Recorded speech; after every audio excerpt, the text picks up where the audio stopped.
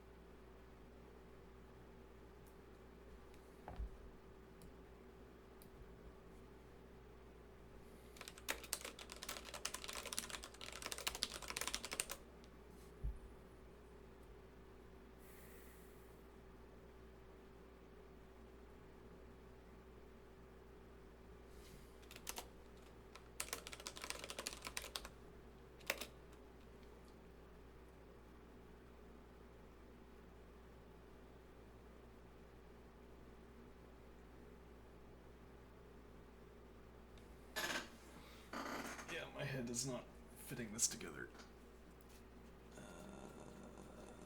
as we would hope.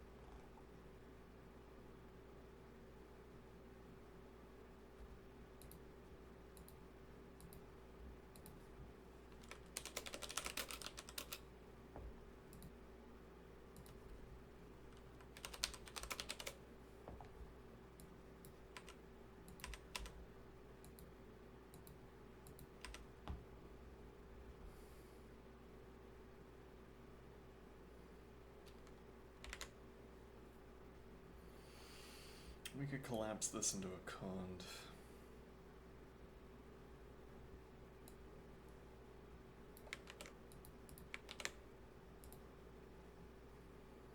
It doesn't really do anything for us to do that, but we could.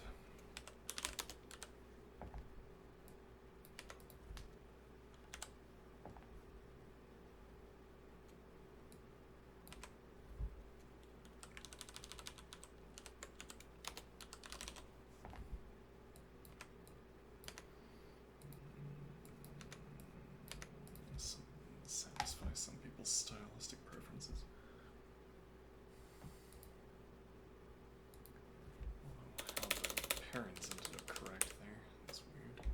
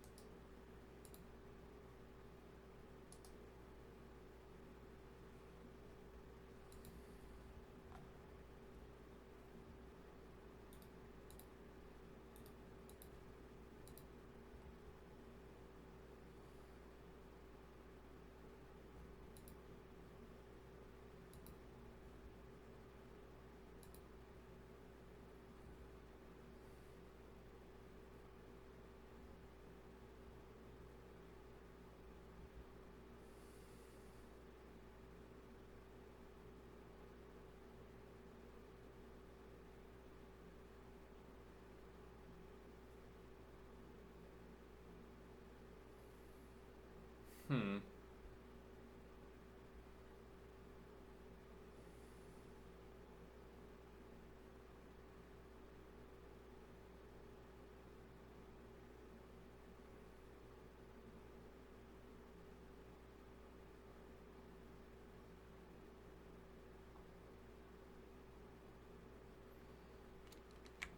You would need some kind of proof for this one.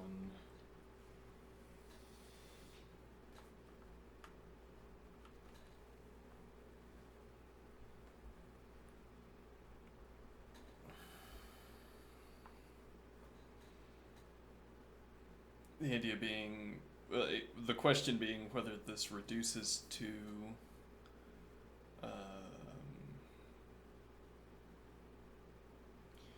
whether this reduces to keeping as many of the original characters as possible, which notably is not what this solution does, unless I'm misreading it.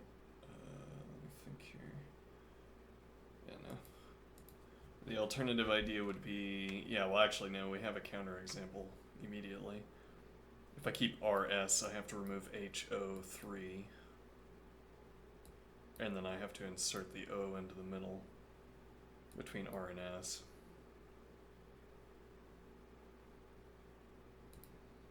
Which is 4 operations. 1, 2, 3, 4. Why is this not? Oh, right. 1. We keep the S.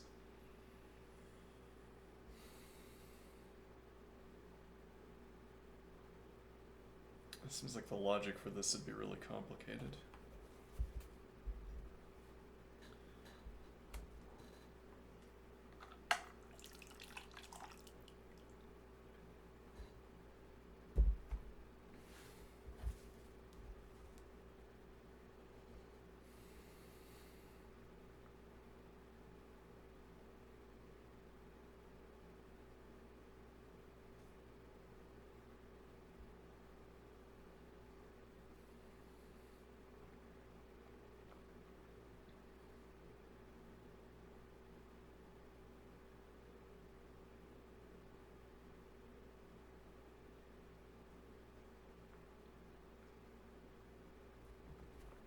Well, and we're trying to rack up count. So, I return to the problem list.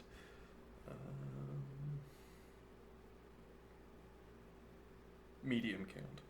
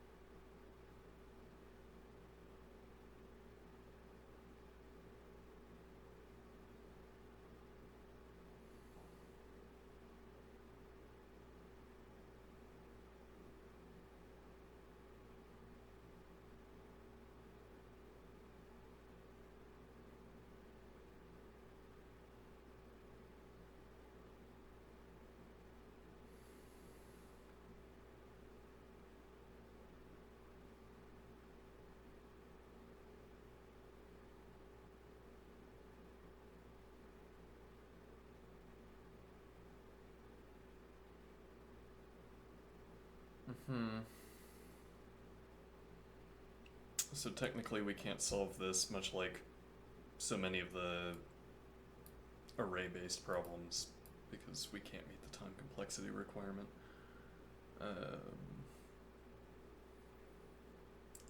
The practical question is whether we get timed out, which we might not. So we want to isolate which row we want to look at, or we have to look at. So we keep the preceding.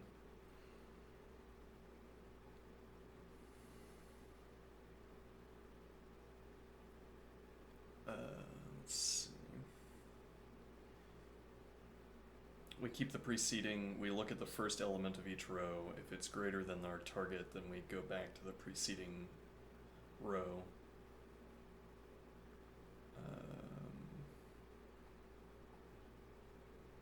If we null out, then no, it was not an element. It shouldn't be too long. I could probably complete this.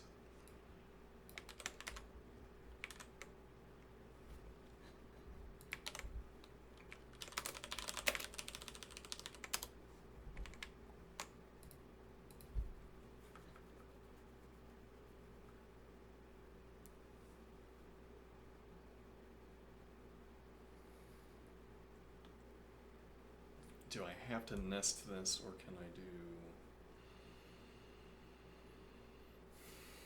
I put a dummy value as the default?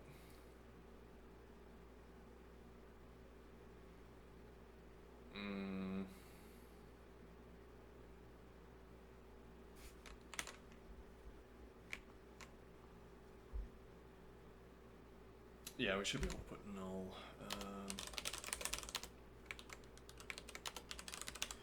And the idea is that if the first row has a first value that's greater than the target, we go to the preceding row, which is null, and then we run drop something. We run the operation that searches the list. And since this is null, it'll return false, supposing we set it up correctly. Supposing we perform the correct drop operation. Let's see. Matrix, then false, else.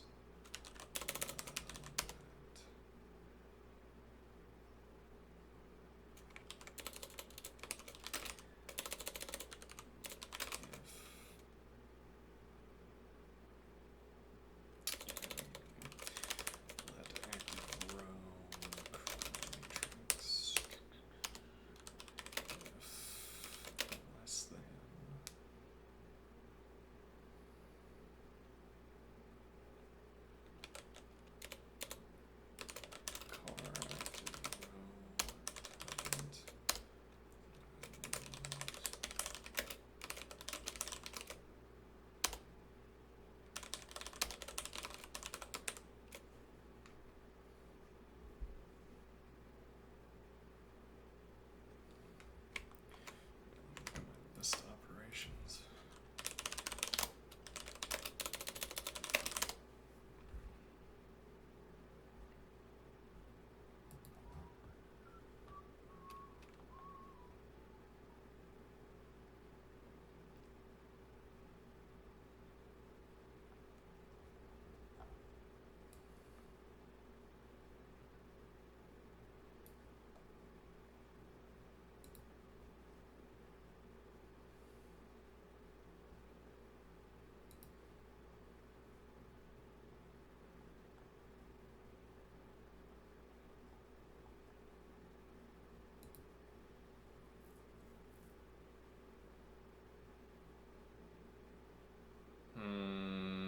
Yeah, but we don't want to search the entire list.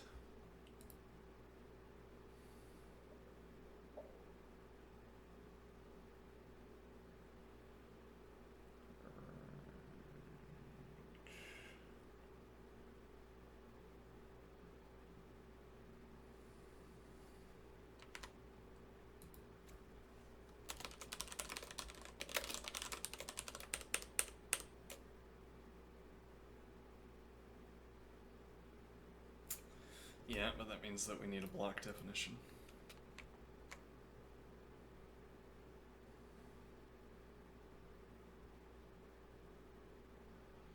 Actually, no, don't. Let me think here. This is a bit awkward. Maybe if we do. Actually, I don't know what happens if we try to do this.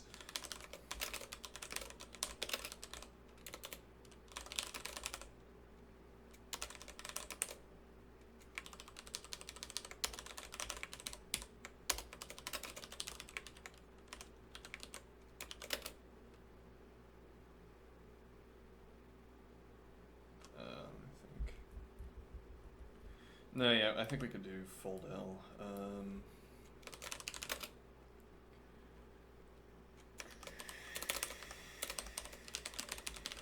Lambda x if less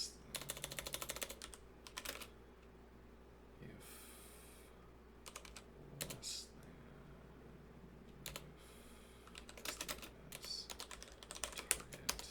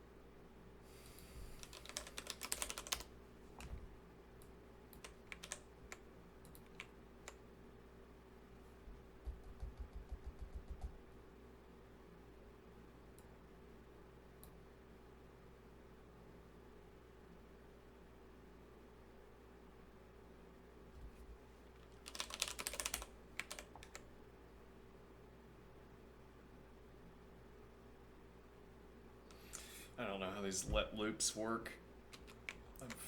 I've looked at enough of them that I should know how they work, but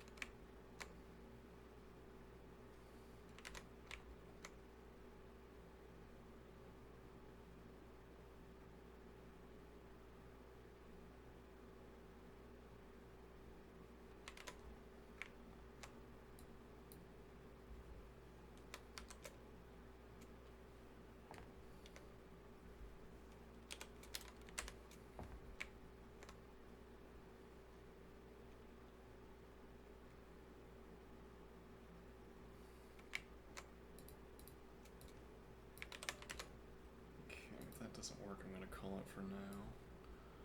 Well, I'm gonna call it for now, whether this works or not.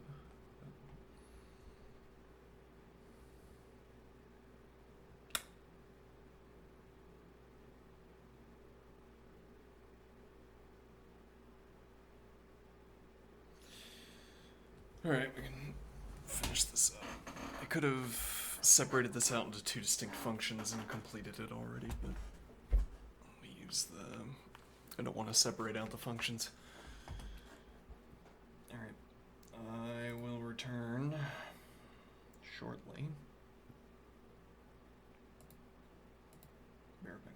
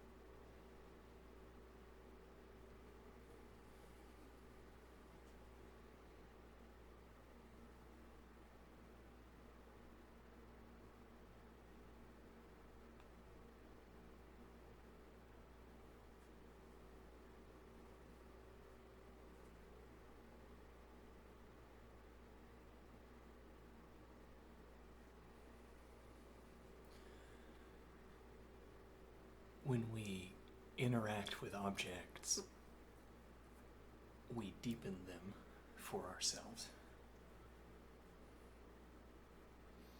Maybe better to say when we interact attentively.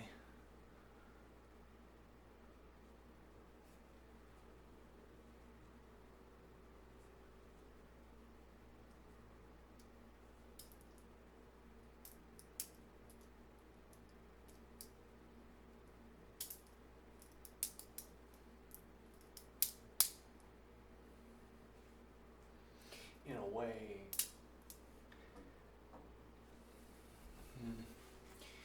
when we talk about the deepening of an object, the easiest way, the most straightforward way, well, given my disposition, when I talk about a deepening of an object, what strikes me immediately is a mathematization of the object. If not a mathematization, then a logical accounting. An accounting stated in terms of objects, inputs, and outputs. When I deepen an object, what was a straight line becomes a line with a point in it. And that could even be sort of graph theoretic. You could maybe express this idea. I have 2 points and a line that connects them. And when I deepen the object, there's an earlier point and a nearby second point. So I have point first. Then when I deepen my understanding of the object, I have point,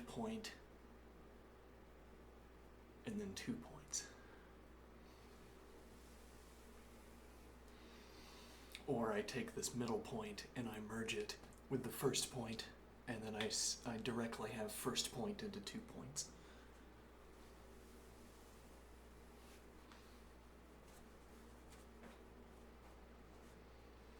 What does this mean in practice? Or what does this mean in an example? What does this correspond to in an actual example?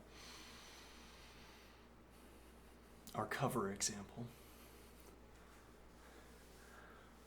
There's incoming fire. I have cover available to me. Okay? And I think that the only question being asked is cover or not. And so I run to cover as immediately strikes me. My construction is what brings about arriving under cover, arriving behind cover.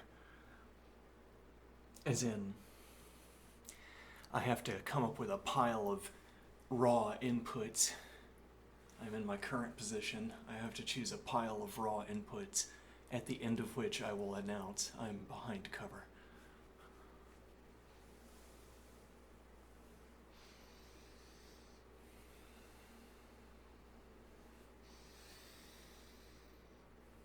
So together my constructive inputs will bring about my satisfaction, my agreement that I am behind cover. Okay. Or alternatively, I can merely select the action, get behind cover. But the reason I want this constructive layer, the reason I want let's say the cover is up here and I'm in this position. I have an overhead view. Alright, and now I am constructing inputs. I'm constructing an input sequence. And I want this constructive layer, instead of saying, I get behind cover, I want the constructive layer. Why is that? Because there will be some constructive layer, one way or the other. I mean, there will be some input sequence to satisfy the description, to bring about the satisfaction of the description that I am behind cover. There will be some input sequence, and it will deliver me to some particular position. My final position behind cover will be the consequence of my input sequence. And now it turns out rather, that there is more than one position. Let me think here. There's a distinguishing characteristic. Okay. One way this could happen, I might want to characterize by saying, it turns out there are positions behind cover that are not behind cover. There are positions that I can arrive at that satisfy me, or at the end of various input sequences, I can arrive at what I call behind cover, and then it turns out that I am not behind cover. But what does that mean? I must have had some criterion that I satisfied before. The satisfaction of that criterion tells me that I am behind cover. Okay, I look, and there's the cover right in front of me, and I suppose that's the satisfaction criterion. I know I'm satisfied that I am behind cover. I know that I have succeeded in obtaining the satisfaction that I am behind cover. Because I stop constructing the input sequence. My satisfaction coincides with my stopping one way or the other.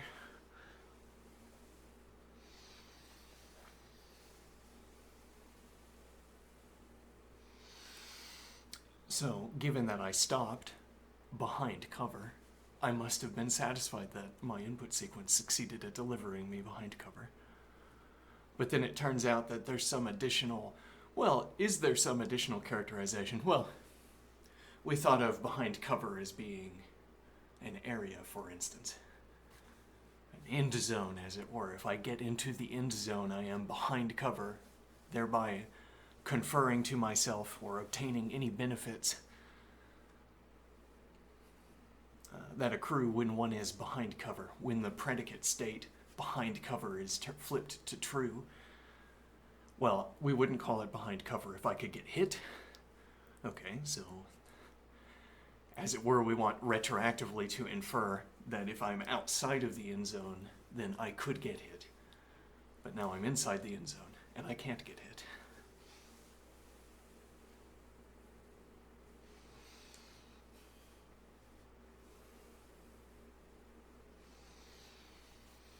And now we're saying there are some positions in the end zone.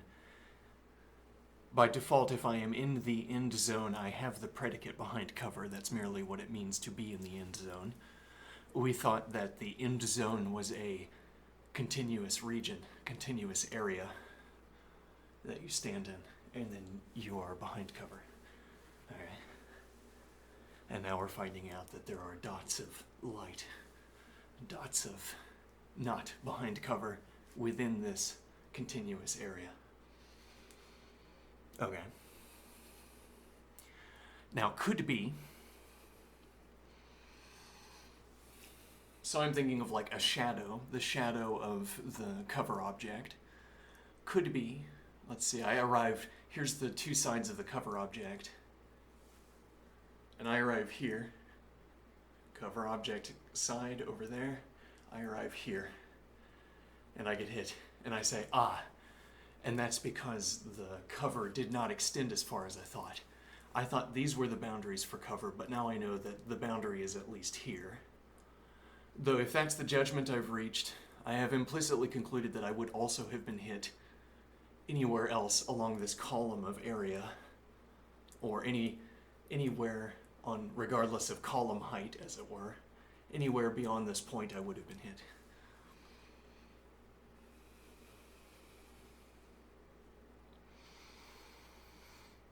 Similarly, I get hit here, and I say, the boundary must have been here instead. And that sounds plausible. By suggestion, by the power of suggestion, that sounds like a plausible way of updating my definition of cover. Because I'm already so close to the boundary. And well, if I were on the other side of the boundary, we wouldn't be surprised if I got hit. Given that I got hit, this is a plausible candidate. I was on the other side of the boundary. That's the explanation. The alternative idea is that sort of non-contiguous positions in the cover region are lit.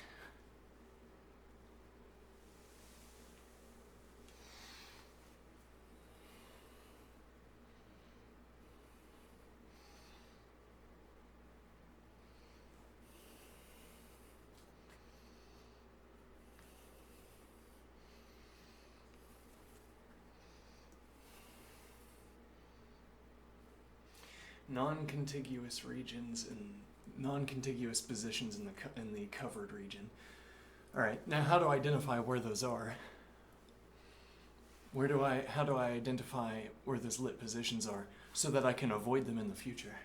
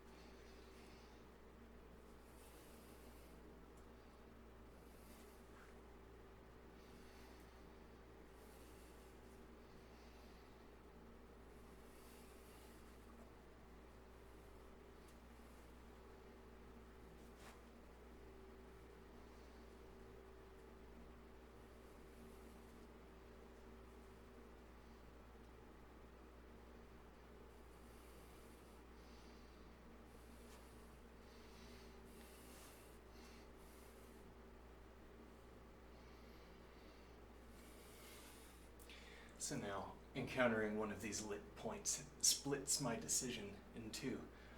There's an additional predicate I have to concern myself with. An additional deciding factor for sequences. It turns out that this sequence was no good. But notably, it wasn't that this sequence failed in getting to the cover, as it were. Well, it didn't fail at getting to the area. So that, for instance, if I had taken that same routing where I got hit at the end point, if I'd taken all the same routing except just up to that position and then gone slightly different, then I would not have been hit. It wasn't a question, for instance, of arriving too late. That would be a different failure mode if we're trying to get behind cover. Okay, so some projectile is inbound. If I choose a sequence, as in this is sort of edge case, liminal case, I am in the midst of choosing an input sequence. Okay, if I choose one that is too slow, I will be hit. Before, we didn't care about fastness and slowness. We only cared about the arrival at the endpoint, or the status of this endpoint. Even before that, we didn't care about the status of the endpoint either, because we assumed all of the endpoints were the same with regards to being behind cover. Now, we know that there are differences between points that are in this area, which is our new designation of our old behind cover.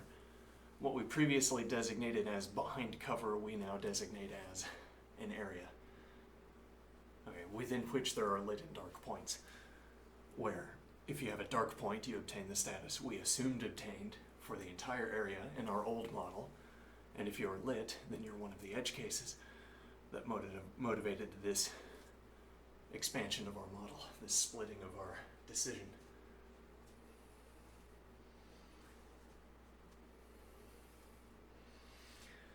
Now there's an alternative way that an input sequence could fail, which is that it's not about the endpoint it delivers me to, but recall, I hit the edge of the area, I go a little bit in. I go as many steps in as I want. Okay, I go as many steps in as I want and I stop.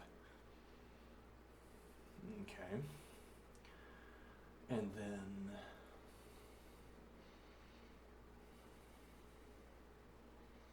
I get hit, and that's a lit position.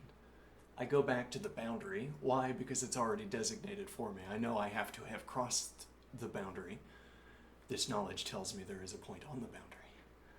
Let's just go back to that point for the sake of convenience. When I hit that point, if I adjust my angle, instead of arriving at this end position, I could end at any of these. Well, actually, no, I suppose I would arrive on an arc.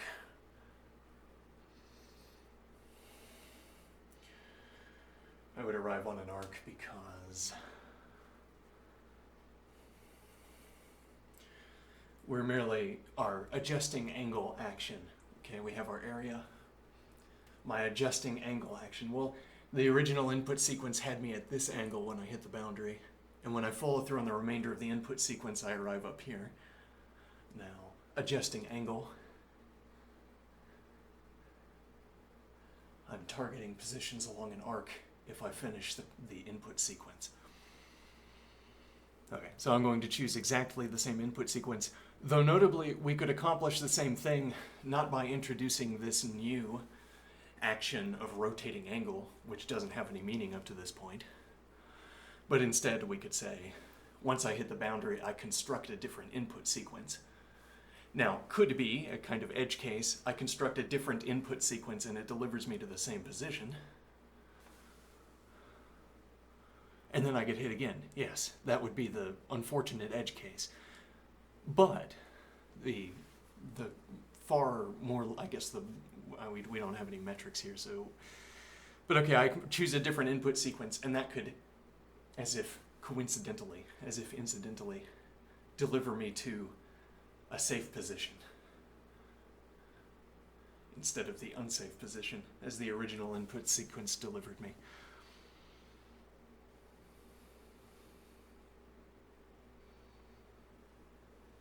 Now, what is the idea?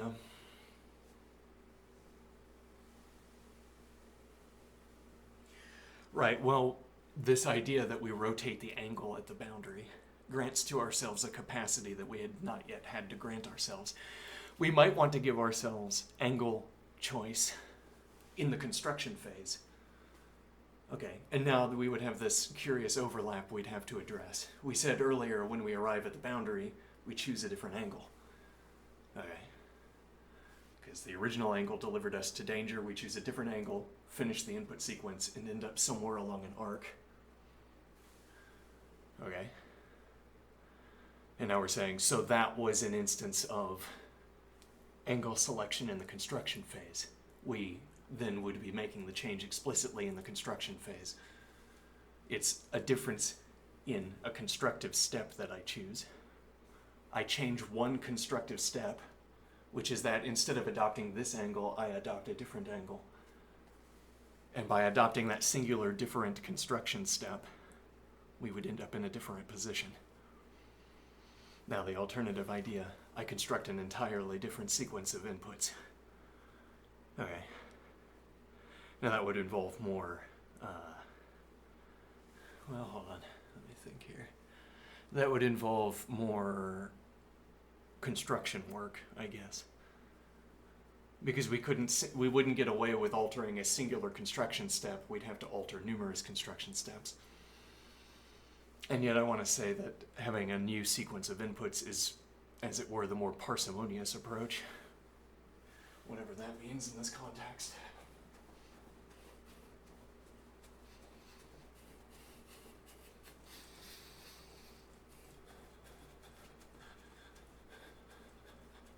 It's a little bit like saying we could have arrived with a different plan for what to do at the boundary.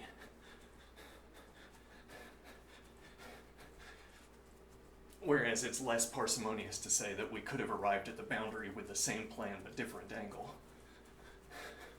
Well, what do I mean? Well, let's go back to the initial state of this system. Me being such as I am and the situation being such as it is, I suppose I'm going to choose the same input. The same input sequence. So I'm going to arrive at the same position on the boundary. And now, it doesn't make a lot of sense at this point to say that instead of choosing this angle as a construction step, I choose this angle as the construction step. The choice is already made.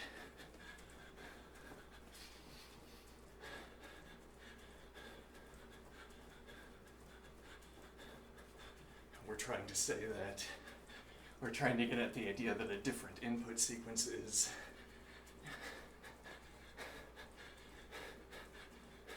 well, we could give ourselves the rule. Whatever angle is built into the construction step at the boundary, subtract 5, subtract 10, or whatever the angles would be, subtract 20.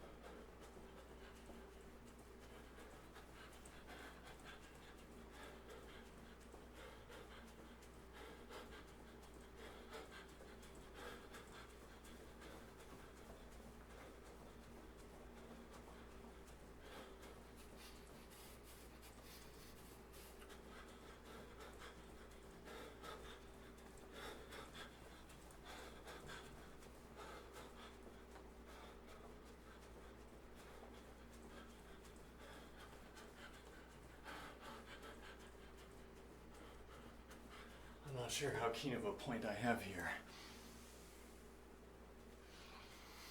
It seems to come down to this question of, like, I should have some sense of what parsimony is in this context, and that following parsimony would somehow reveal an interesting point.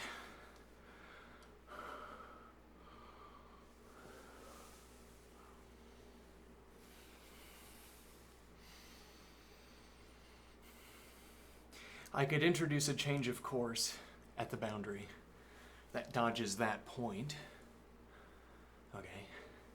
Is the way I introduce for dodging that point, so here's the area, the shadow of the cover. Here's the boundary point that we crossed. And then up here is the danger point that appears to be behind cover but isn't. Okay. And now the question is, I take the angle adjustment approach. And this is going to deliver me to a position on an arc that starts at the danger position and terminates with the maximum value I'm willing to input, I suppose.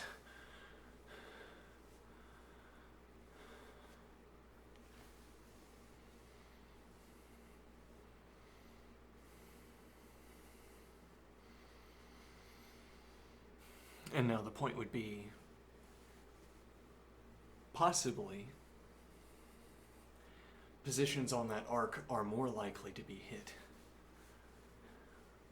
I don't know what kind of projectile we would have to be talking about for this to be the case. But plausibly, positions on that arc behind the cover are more likely than positions along an earlier arc, for instance. Like if I had cut the input, so here's the boundary position, I'm on the input sequence, and I cut it short, and then I rotate the angle, I'm now on an arc that is closer to the lower boundary of the cover shadow. Okay. And now, so I suppose, all else equal, if this region is more likely, if positions on this arc are more likely to be hit, then positions on this arc are less likely to be hit than average. Interesting. And why do I want that idea? If there is something built in to our angle adjustment,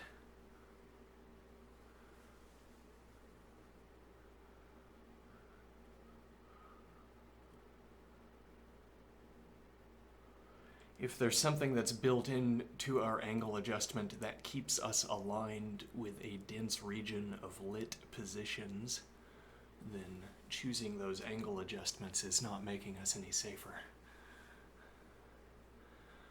Now, so I see the ideal, which is that I discern what made this position lit, what lit this position up, and I ask, what other positions could that source have lit up? And this is going to have a concrete answer in a first-person point-and-click adventure, because the source of that projectile could emit another projectile, choosing a different contiguous position. A different contiguous position.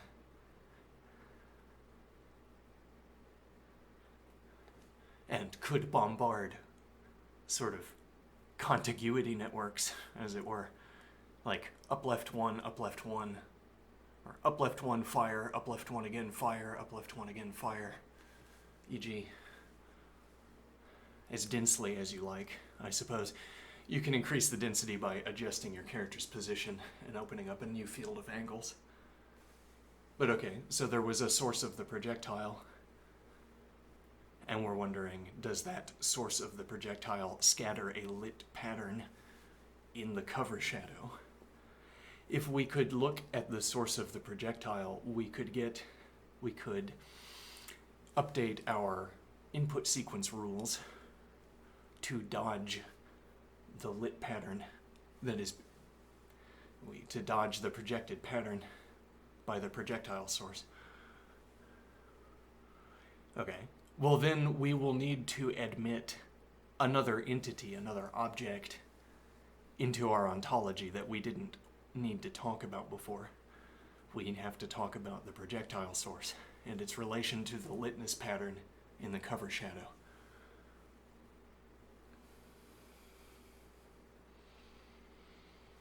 And the idea would be, if I see the enemy, if I see the projectile source, then I can characterize it in such a way that I can prove that some positions are dark, or I can prove that some positions are lit. And then I can reference this litness and darkness in order to update my rules, more likely to deliver me to proven dark positions or less likely to deliver me to lit positions. Provably lit positions, I mean.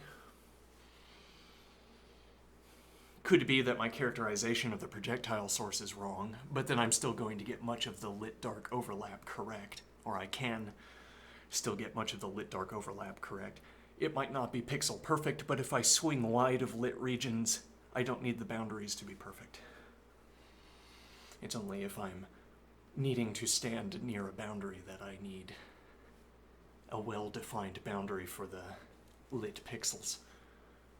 So to say, a projectile source is going to create a kind of band within which, maybe even an area within which all pixels are lit. There might be the stray dark pixel, conveniently, as it were. There might be the stray dark pixel in the band. Okay, that I don't care about, because I only care about dark pixels. Well, I care about them because the density of the cover shadow, the density of darkness in the cover shadow is diminished if this pixel inside the band is dark instead of lit, or if the band is half lit and half dark, but therefore still too dangerous to choose positions within. That's worse for me than if the band is perfectly lit, because I can't take advantage of any of those dark pixels inside the band. Though, if I end up being slow getting behind cover, and I'm in the midst of that band when a projectile arrives, then I could be in one of the half-dark positions instead of one of the half-lit positions. I just wouldn't rely on that to determine when I should stop, because I can't stand in the band. And stopping here is about ceasing the input sequence that delivers me beyond the band, the lit band.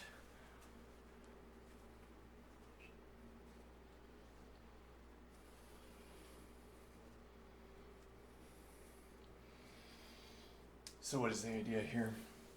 Well, so my point is, I don't care what the density of the lit band is. I also don't care about where the boundary is, supposing I swing wide of it.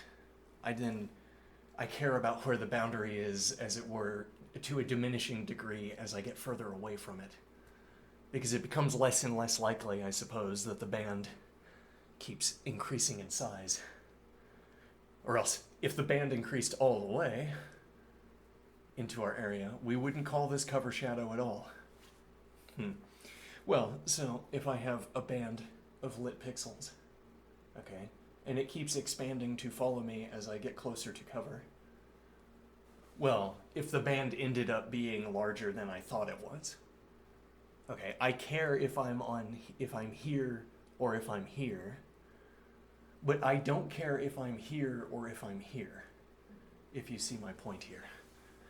I'm saying, as I get further away from the lit band, the projectile lit band, I care less and less about where the boundary of the projectile band is, because it ceases to be a concern beyond a certain point. Maybe the point would be if the band expanded to cover the entire region, the damage would be diminished to such a degree.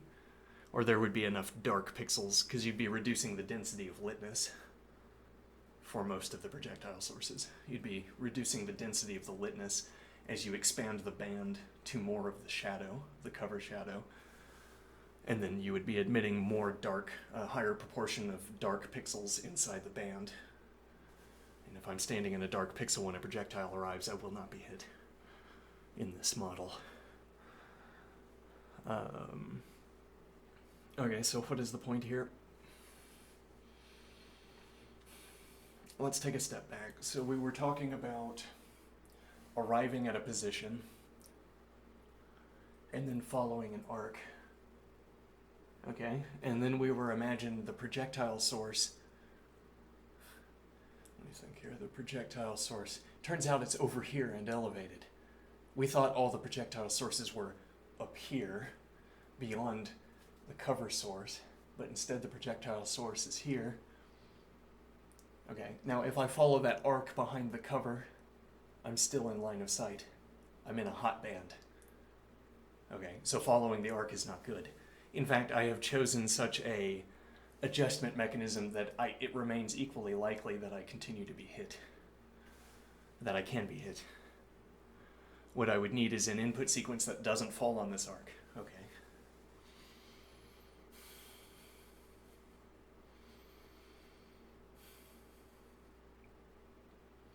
So I guess the two options here are to have a kind of vector-based approach where generally our input length, or rather generally our constructive steps are taking us up. They can't take us back, I suppose. They might be able to take us all the way left or all the way right for our constructive step consideration. All right, now what is the idea? So there's a general tendency for our constructive steps to deliver up because I'm heading towards the cover. Okay, now what is the idea?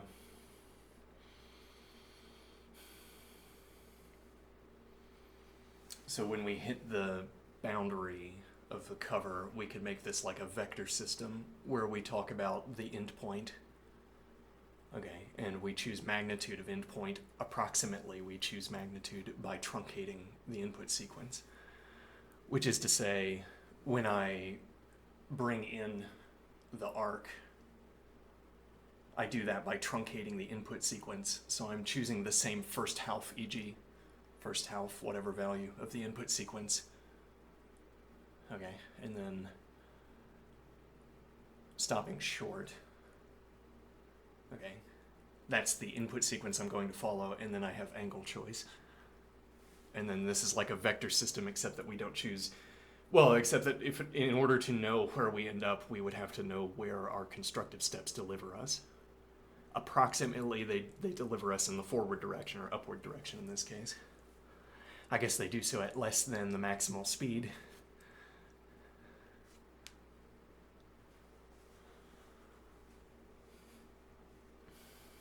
And what is the idea?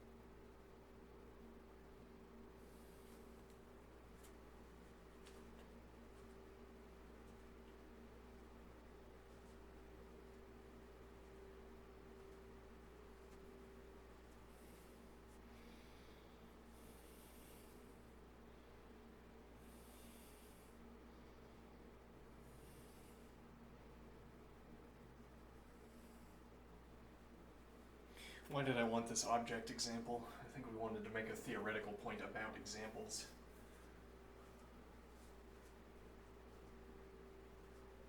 When I interact with an object, I deepen my interaction with the object. When I interact attentively with an object, I deepen the object for myself. Okay, where deepen the object for myself becomes a label, just a color bar that we would need to fill in with our definitions and speaking.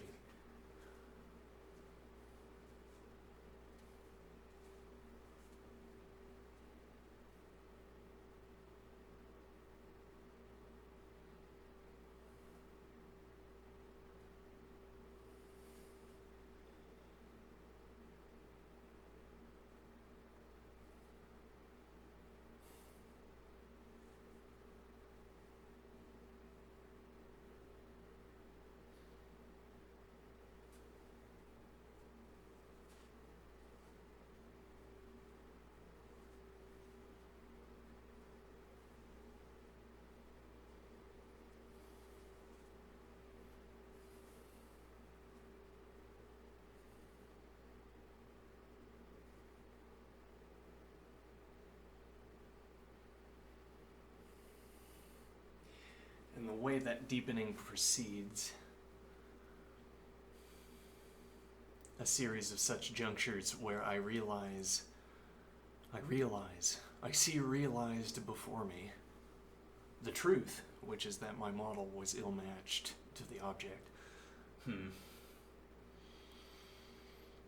I arrive at the occasion where my model is mismatched to the object, and then what was a straight line becomes a bent line with a point, and then another edge in graphs.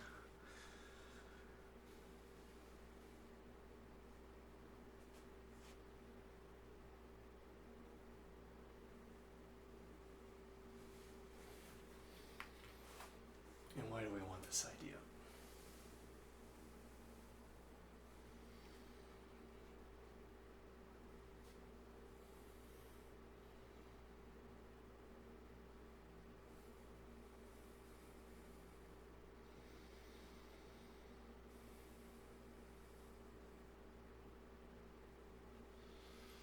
That's how I want to think. That's the mode of description. That is the mode of description that strikes me immediately for accounting for how our conception of objects updates, how we update our conceptions of objects. Though that smuggles in the having a conception of objects. Interestingly, we have conceptions of objects that we update and the occasions where we update them are like what I described. Whatever like means here. And now, the alternative idea. Well, again, that has an air of correctness. That mode of accounting, of projecting mathematical objects over physical objects, has an air of authority. Why? Well, because math is correct, whatever correct means here. Math is true, whatever true means here.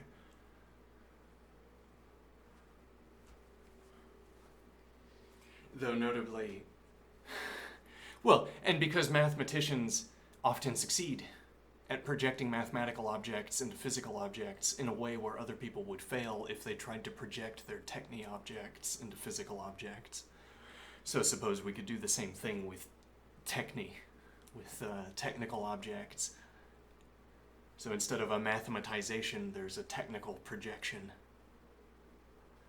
Okay, now for large classes of objects, for a large class of objects that mathematicians manipulate, or better to say that humanity manipulates through mathematics, there is no corresponding technique. There is not a technique, for instance, to operating a hydraulic, an automated hydraulic robot. There could be. You could imagine a way of building a hydraulic robot into a lever system. Maybe even that's how it was originally done. But now it doesn't have to be. And there is no technique because no one practices it.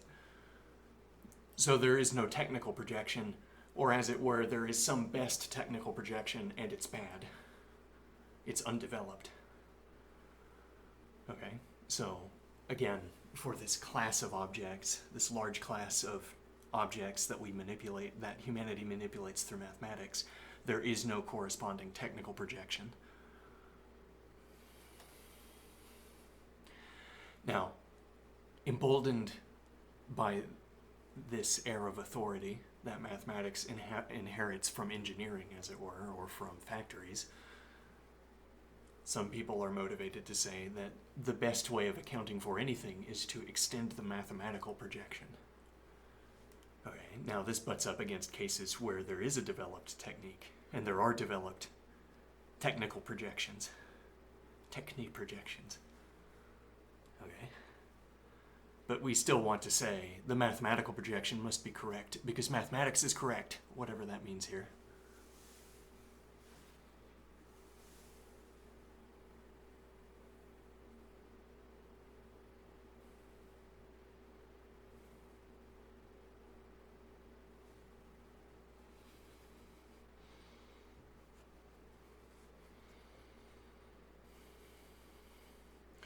Okay, but then even when we admit technical objects, even when we admit technical projections as often better than the best developed mathematical projections, as it were, when we recognize that the best classical musicians are better at simulating classical music on their musical instruments than we are at simulating music. I don't know how you'd word this. Trained classical musicians are better at generating states of a musical instrument than mathematicians are at generating virtual states of a virtual musical instrument. Cellists know how to choose inputs that keep the instrument ringing. Mathematicians think they do, and then it turns out, oh wait, there's some factor we haven't accounted for in the simulation. As it were. Okay, now so we admit that there are technical projections and mathematical projections, cases where the technical projection is better developed and therefore more useful, I suppose, and more differentiating.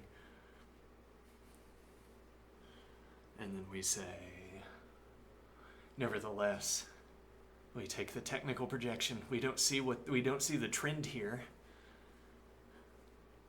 Stepping away from abstraction and into direct intuition, we don't see the step we're taking, and we say, so the technical object itself is a mathematical object, albeit with different labels than what we initially applied when we were constructing our mathematical object. Or we say the technical object is a logical object. Okay, We can construct a logical object to correspond to the technical projection. And then we can do math on the logical object. Okay. There's, in some places, a tendency to say that that logical object is really what we mean when we talk about the musical instrument. You mean the logical object on which we can perform mathematics? No, if for no other reason than that I have the instrument in my hand and I do not have the logical object in a computer yet. So in this case, no, I do not mean the logical object over which we could be performing mathematics.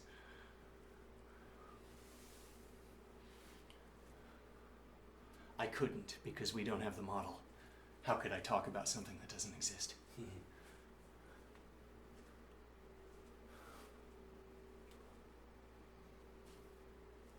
And then even if we did have the model of the cello, I'd say, yeah, but I don't have it. And I haven't been using it, so wouldn't know.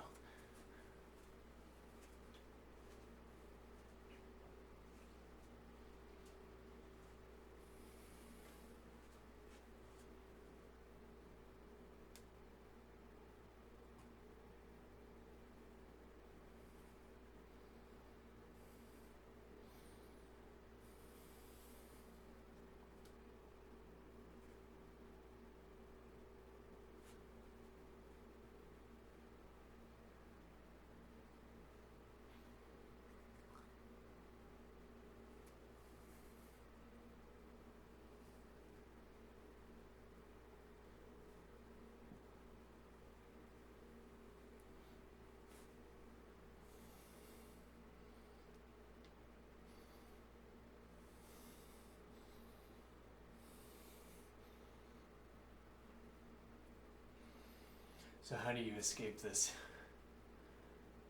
logical objectification? Well, you might not have the same problem.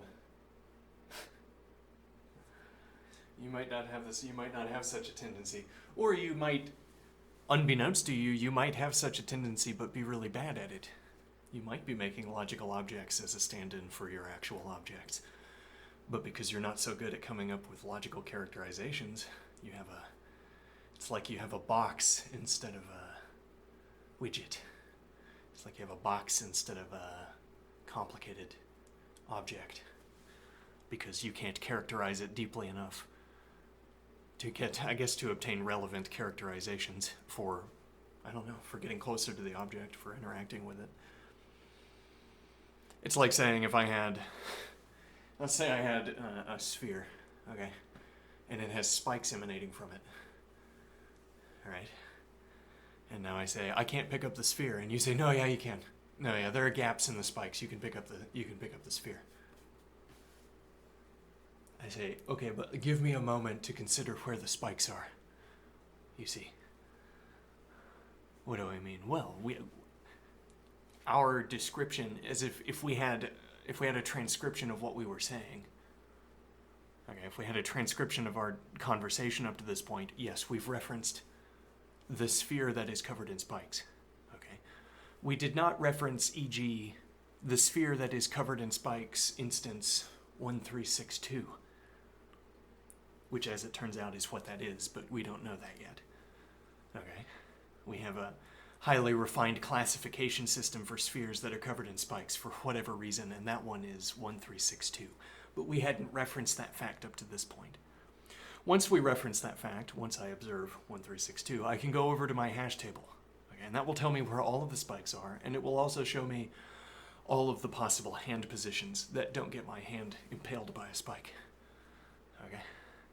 And then I will be able to pick up the spike, the spiked ball. What kind of point am I making here? When we initially started, or replace it, we get a new ball that's covered in spikes over there. Okay. Do you know which one that is? I don't, off the top of my head, we'll suppose for the moment. All right, now you say you can pick it up because there are gaps in the spikes, and I say, well, the alternative, I suppose, was that the spikes were infinitely dense. There is an infinite number of spikes. But then on the other hand, if there was an infinite number of spikes, I suppose I'd be able to pick up the sphere without worry, and then we wouldn't be having this conversation about spikes. Okay, so that would be one extreme end. Then you could have sparse enough spikes that it is troublesome to pick it up with my hand, but that are not infinitely dense, not completely dense, whatever that means. Okay, but then still so dense that I can't pick it up. So maybe there's a hot zone where there are few enough spikes that each of them poses a puncture risk, but there's too many for me to reach between them. Okay, now there's the remaining case where the spikes are sparse enough that I can reach into them and pick up the ball. Okay. Now when you said spiked ball, that did not distinguish between these three cases. We might say it distinguished the first two from the latter of these, if we agree that we do not call a spiked ball any ball that I can pick up without worry of puncture. As in, if what we call a spike in the two cases can in one case touch my skin without puncturing it, but in the other cannot, then we say that's the one that has the spikes. That has what looks like a spike. That is an instance of the material object, the material substrate, over which the logical spike is projected, as it were. But it's not a spike because the density is too great. That's like a copy of a spike, but not in a spike-enabling circumstance, as it were, not in a spike-enabling area. Okay, sure. Now, what is the idea? So, but we still have these two cases where I can get my hand punctured, and also there are not sparse regions where I could reach in and pick up the ball. Okay, now you said spike ball, and the grammar, what we have available to reference from our transcription of our words up to this point, doesn't give me enough information to decide whether I can pick up the ball. And now you say, but I can see that you can pick up the ball. You can see it. Are you, for instance, imagining your hand overlaid, placed in a region on the ball? Yeah, that is what I'm imagining. That's interesting. So you know that you could pick up the spiked ball because you're imagining your hand picking it up. And you want me to take as proof an image that is in your head.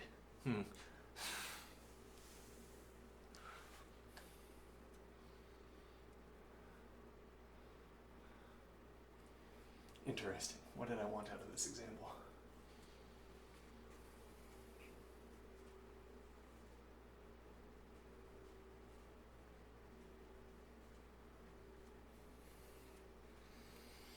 Maybe only to exemplify this question, what is inherited into our discussion by the grammar that we bring with us, by our grammatical tendencies. What do I make grammatically obvious when I choose my words?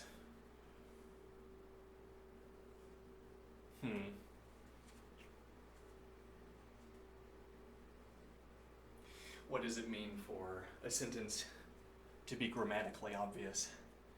And I guess that would have something to do with the tendency, I don't know, the ease of, no, I don't know. Yeah, we haven't gone into, grammar has remained a kind of nebulous term, like a nebulous technical term. We haven't really pushed in on what grammar needs to mean in order that I always used it correctly. I think there is still a meaning for the word grammar, such that I have used that word correctly in all of its instances. But I don't know what the meaning is.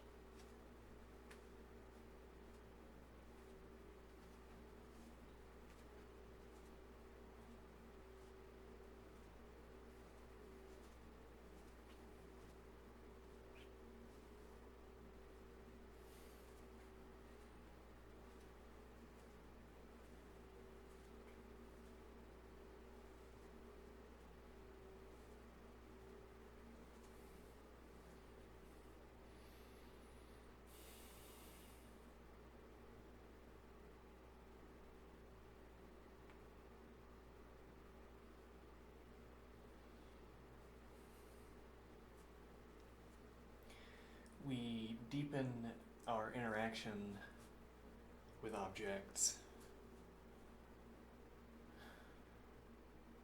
when we interact with objects, we deepen those objects for ourselves. One way of accounting for the occasions where we deepen the object is the mathematization accounting. Similarly, the technical accounting.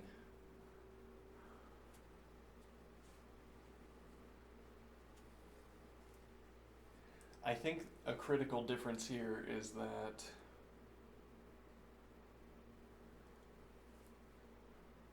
with the mathematical accounting, we have to come up with a model for the objects and their interrelations in order to perform an object-based analysis of what is going to happen, or whatever it is.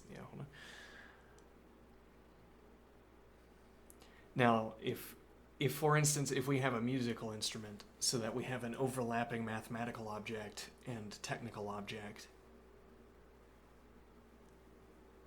as it were, it becomes a valid, whatever this means here, it becomes a valid justification, it becomes a valid mode of assertion to say whatever, valid mode of reference to say, to talk about whatever the classical musician sees.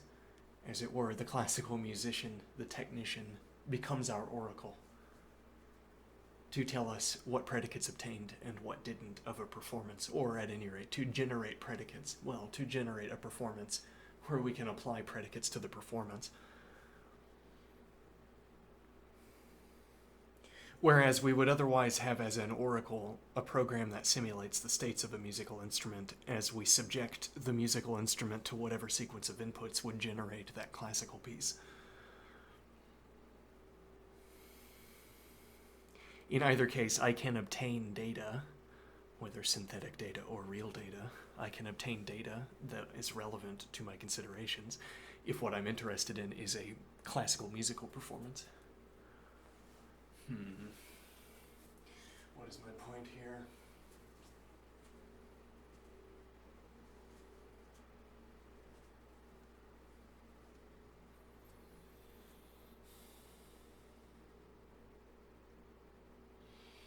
If I want to isolate some subsystem of the musical instrument in a mathematical model, I need to reference, for ease, I have a three-dimensional grid that contains my simulation of the mathematical object. Okay, and then if I want to designate a subsystem, I could outline its volume, e.g., if that is a way of specifying the subsystem I want to talk about. Or I could etch the subsystem I want to talk about into the surface of the instrument, for instance. I could lasso it, a region of the instrument, if that was the subsystem I wanted to talk about. Okay, and then I could specialize my mathematical description to talk just about that subsystem. Whereas, if I want to talk about the specifics more closely with the master of the instrument, what I do is I participate in the master's tradition, and then I ask what questions strike me to ask.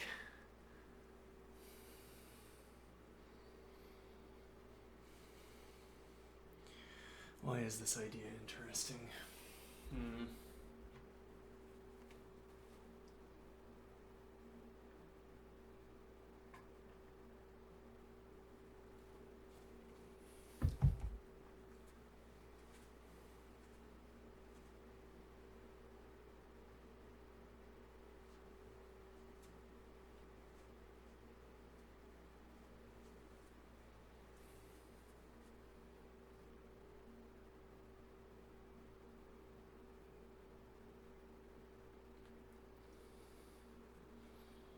Digression. I wonder how much it would cost to convince LeetCode to put APL.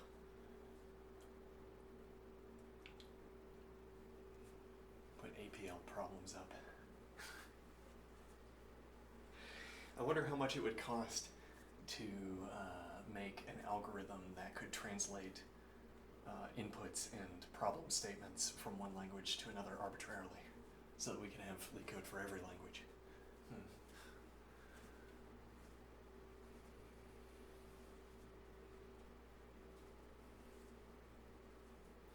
Anyway, let me think here.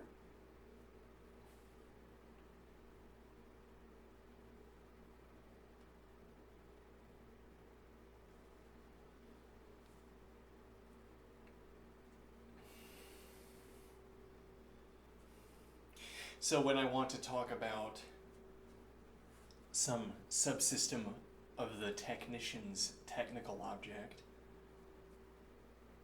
how do I reference it? Not by lassoing it with mathematics, by lassoing it with a technical description. And how do I arrive at the capacity to make that technical description?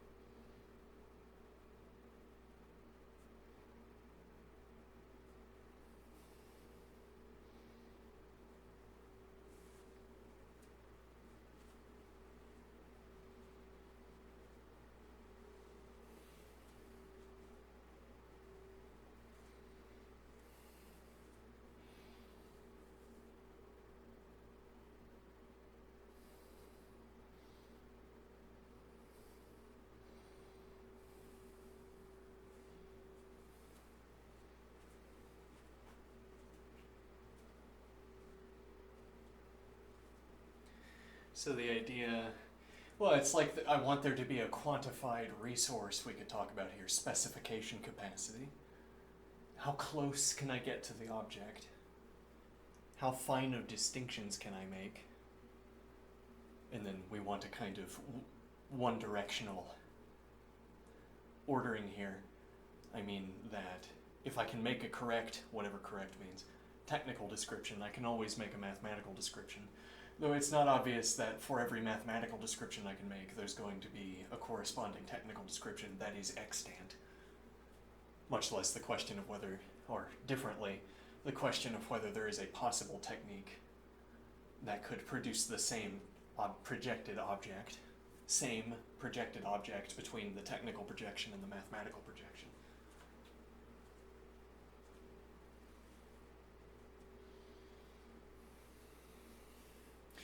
Well, and I guess we would interrogate whether we had the same technical projection and the same mathematical projection by making predictions, having the master make a prediction and having the mathematicians make a prediction, and seeing whether they agree, differently whether they're both correct.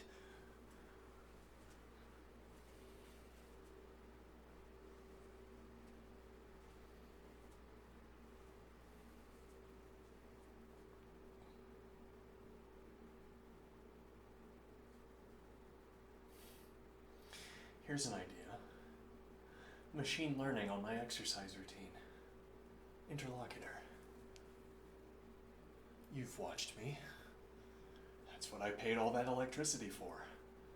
Now, show me hot spots on my body where there is a way to activate a muscle and I am not finding it. What do I mean? Like there's a cluster of muscles around here that I haven't been exercising because this is awkward. Be convenient if something, an external apparatus could tell me. I'm not trying to make the point, for instance, that mathematizations are bad. Though in the past I think I would have. In the past I'd say that there's something, well, as part of a kind of feud with people who think that the people who can't make as fine of distinctions as I can. My ongoing feud with scientismists.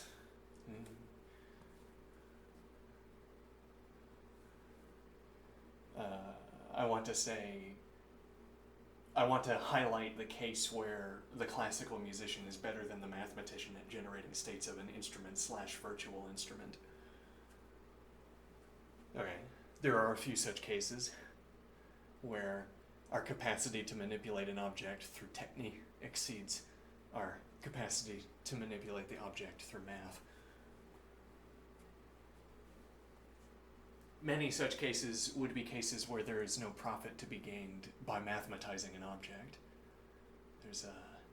You're going to have denser mathematizations in regions where producing those mathematizations is profitable to do, because producing them pays for themselves, pays for itself, the activity.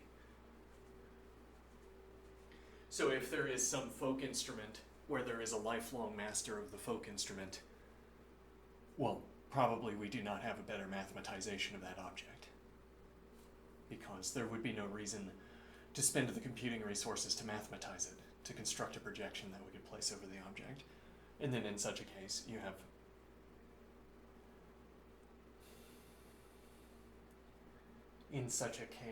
the technical projection is preferable to the mathematical projection. But what is the point here?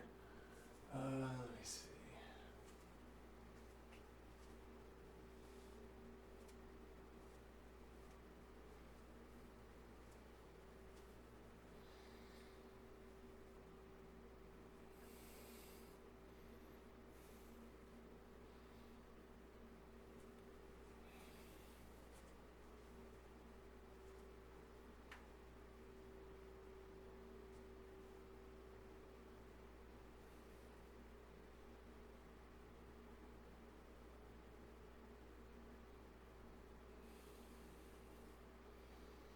Right.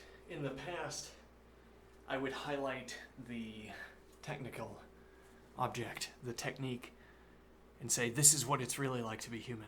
It's to be wholly involved in technique, and that it's difficult to arrive at that technique if you insist on mathematizing everything. If you think that only mathematization is a method for understanding objects, then you're going to miss out on technical approaches.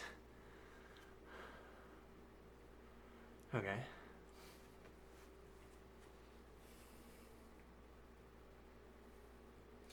Now, I don't have that kind of ongoing feud with people who are sort of enthusiastic about science.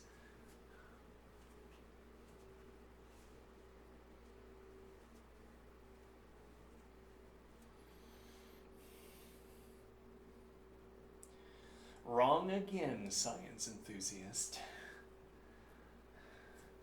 You can write an entire book doing that. You say, here the science enthusiast would opine, but the mathematization of the object grants you access to various measuring equipment and so on. And then you say, but what does the measuring equipment capture that my skin does not? Let's examine.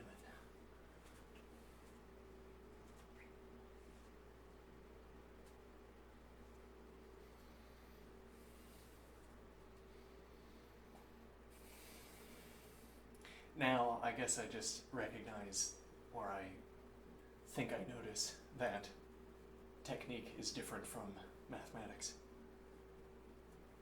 Though, again, the motivated mathematician, the motivated physicist mathematician can construct a projection through trial and error, through collaboration with a master, could construct a mathematical object that doesn't disagree for any of the extant cases, doesn't disagree with the technical object for any of the extant cases. We make a one-to-one designation of objects wherever the master of the instrument identifies an object, or identifies a rule relating objects to each other. We identify one also, but instead of that leading only to additional rules, it leads to number-based analysis. Okay. So through trial and error, we end up with a model that never disagrees with what the master says. Okay. That seems like a feasible activity for any extant technique. Overusing the word extant. Seems like a feasible activity. So in that sense, it seems like the relationship from or between mathematics and technique only goes in one direction. We can always mathematize our technique, but we can't always form a technique that corresponds to our mathematics, interestingly.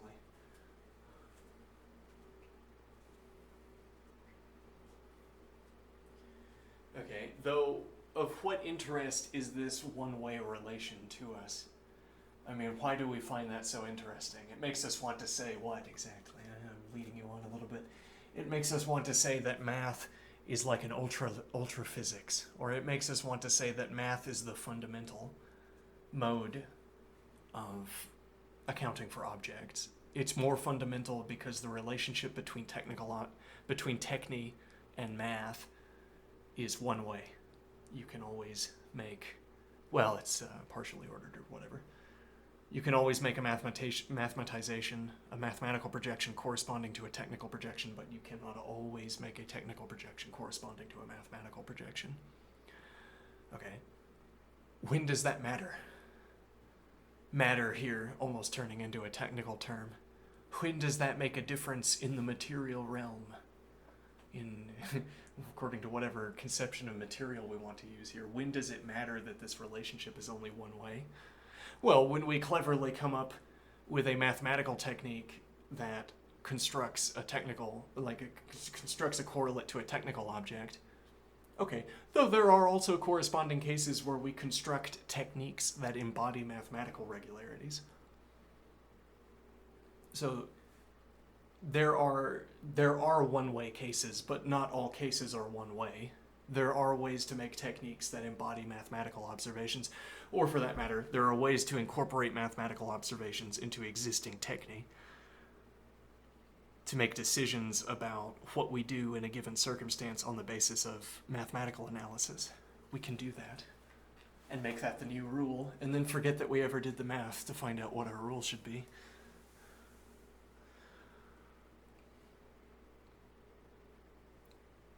My point here is that the temptation to step back and become a philosopher here, instead of a hard-headed observationalist, is that the temptation as the philosopher is to say, so math is fundamental because there are cases that are only one way, and then I'm observing there's nothing it means for math to be more fundamental, or you're making it up on the idea up on the spot. It sounds like it's baked into the world, or that the wise elders of the past, or philosophers or mathematicians of the past, would agree with your conception that math is more fundamental, and that this would constitute a conversation piece, as it were, an extant case where math's fundamentality reveals itself, but you're just making it up. There's nothing baked into the world that says math is more fundamental if and only if there are cases where you can form technical objects, or where you can take technical objects and produce mathematical objects. Though furthermore, there's no collection of observations you could gather together. I mean, if you set out in advance, you could say, but you would agree with me that math is fundamental, whatever that means. Well, I'm going to lay out what it means. You would agree with me that math is more fundamental if characteristic A obtains, and characteristic B obtains, and characteristic C obtains, and fact 1, 2, 3, 4, and so on, and so on, and so on. Okay, you might get me to agree, but then we've just merely labeled the set of conditions you've established as establishing fundamentality.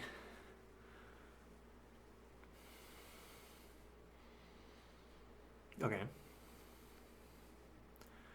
When it matters that the relationship is one way, or that there are one-way cases, are only in those cases where it relieves us to know that we don't have to manipulate an object with our hands. We could make a machine that does it for us.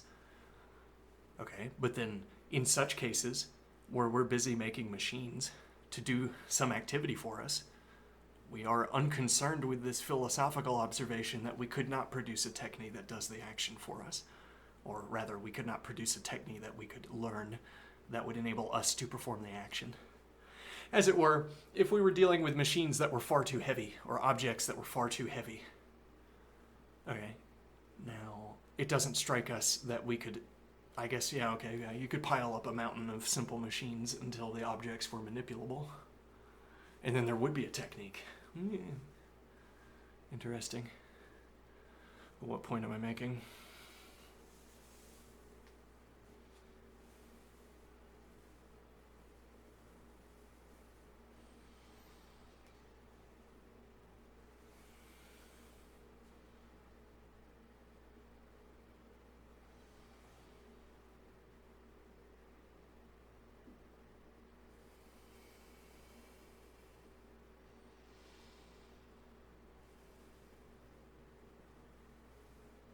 Right. When we're building factories, we don't concern ourselves with this observation that a technique does not exist for doing what the factory does, even if it could.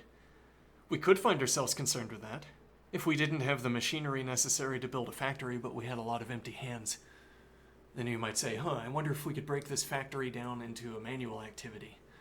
Could there be a technique we could develop that does the same thing as the mathematical object of the factory, the logical object of the factory? If we are not doing that, then we don't care. Then we don't care about this one-way relationship. And then in what sense is mathematics fundamental?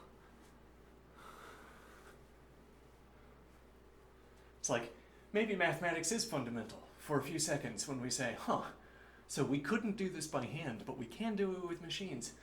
Math is fundamental. And then we smile. And then we go about and doing the engineering. And then math ceases to be fundamental for us. It's like claiming math is fundamental like a sound is loud. A sound is loud for a period of time and in a place for a person. And similarly, mathematics is fundamental at a time, in a place, and for a person.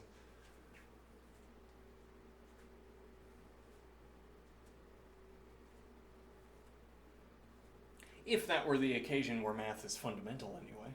Perhaps there's a different characterization of mathematics that also counts as saying it's fundamental, where we wouldn't have such an easy out. I don't know.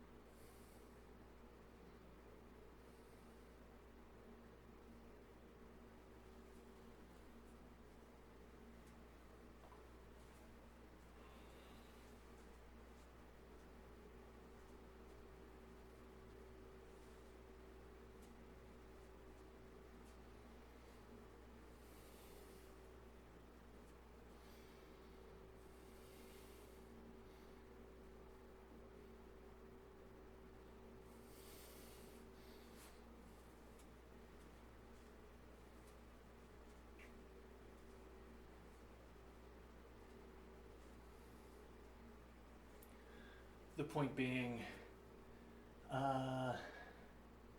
waxing poetic about the fundamentality of mathematics is not the same thing as doing engineering, nor is it the same thing as learning a technique. Both of which are better expenditures of time.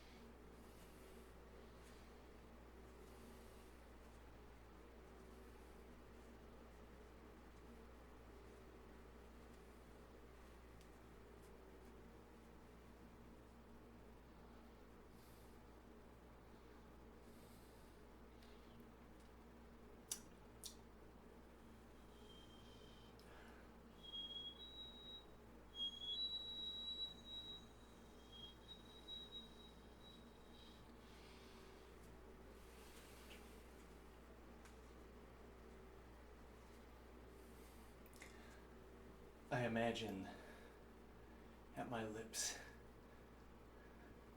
a high frequency but low amplitude sine wave. And then I imagine an emanating sphere of sine waves that surround in circle-like arcs, sources of noise. It's like if I could position my lips into place.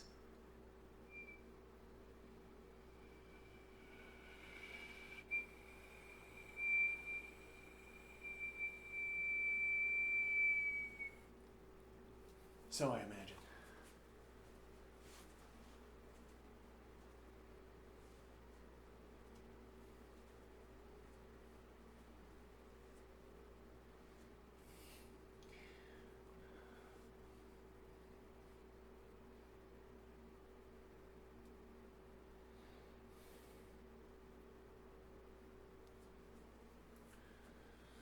The types and programming, no, that's a different book. Functional programming with Lean is not going well, no.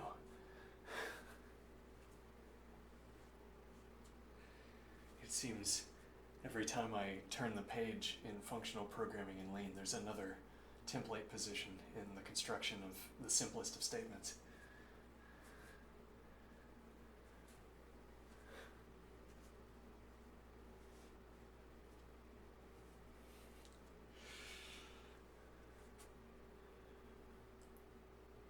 None of the intuitive options for the placement of syntax objects leads to syntactical success.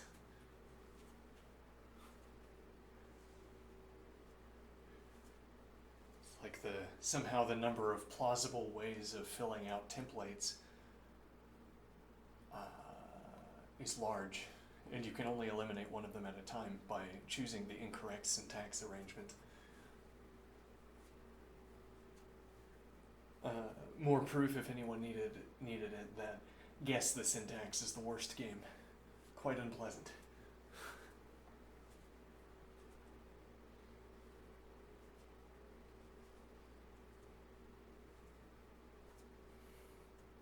The interlocutor has made a few mistakes with Lean. Though I have generally gotten closer to the goal after asking for assistance than when I started. Again, in part because I'm playing guess the syntax. If the interlocutor is playing guess the syntax, at any rate the interlocutor has more experience.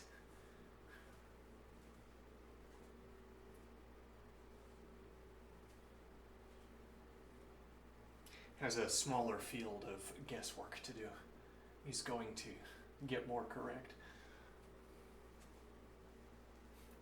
Actually, getting 4 out of 5 as opposed to 3 out of 5.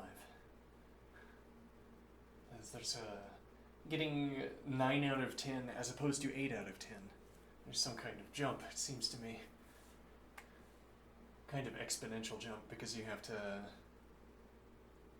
instead of cycling through all of the entry fields and then getting it right on the first pass, you don't never mind.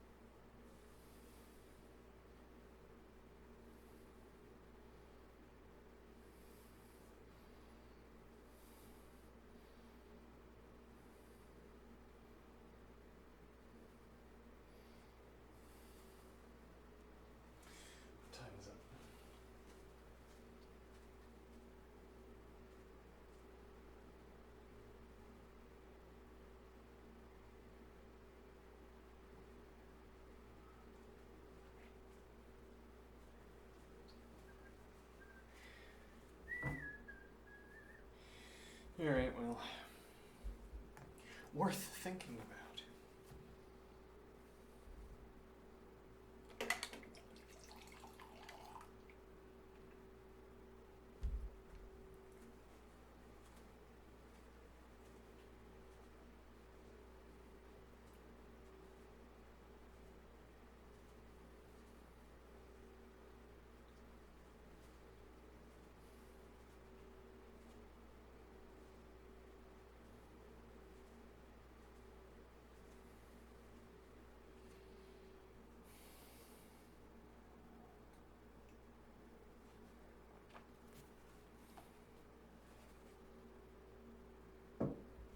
Okay.